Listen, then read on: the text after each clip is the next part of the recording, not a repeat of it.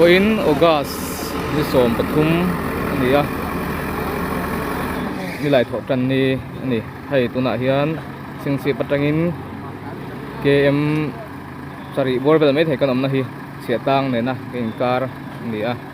hei atlai a hian pick up accident a ni zandar kowa borbel khan hei a driver hi tai kan omna lai borbel hi signal thalut kut lo baka driver hi akon battery alo lo maya driver hi vani tak takin nalutuk lawa chuan accident vele hian achung te akona gar kwa borbel kan ti kha chuan a phone zo top ma dewin luang ko soi man lo a phone battery kha lo tamai boxi bangin hei ke accident a pi deuh zonga soi mana omna lai po hi big lawa chuan chu zong chu chung tan fiat thai ni bangin a phone omna vel te anan chui a chuan sing chip le then tlang tawar vel aman nian soi bangin a sing chip ti hian an ba reason ta chuan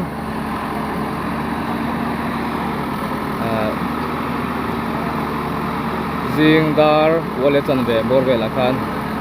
atlai a hian lo accident nia mai asia lo khop mai tunai chu hei chingsi le a chebe le accident kan pi deuh reng maya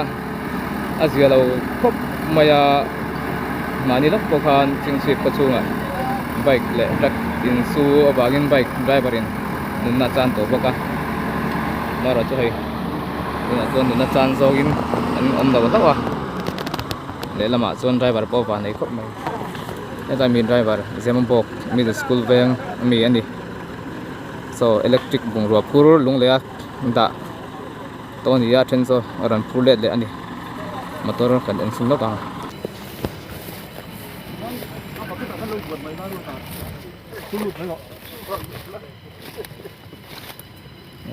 ko ni a pick up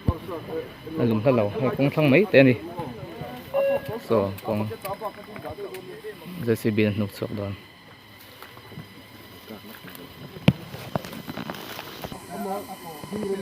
JCB mangin nuk chok tum don ni ei kong train halawa accident chan takhi driver sedanin motor ne na in to ka a brake jam si kha hai a side lo lama then tan tharua ania a hi brake jam to box si kha tian tai hi kong zaw lai ni na ria a kwal pop kha chuan accident lo zo ka ai ni na wangin ti khan kwal pop ani mela mar na ro churin ain kong hi lo zaw tok lawa tian tlan tlang tamai ani me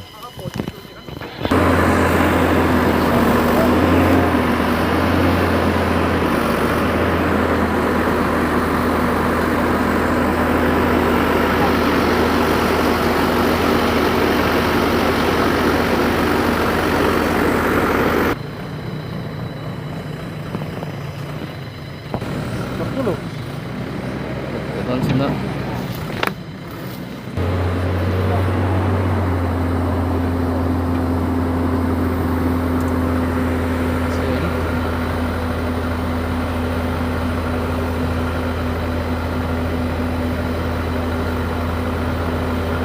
get về rồi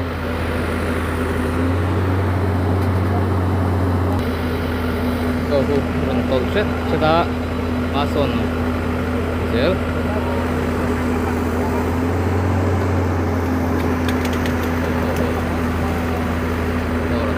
siêu mấy sọc trep to xem đấy mà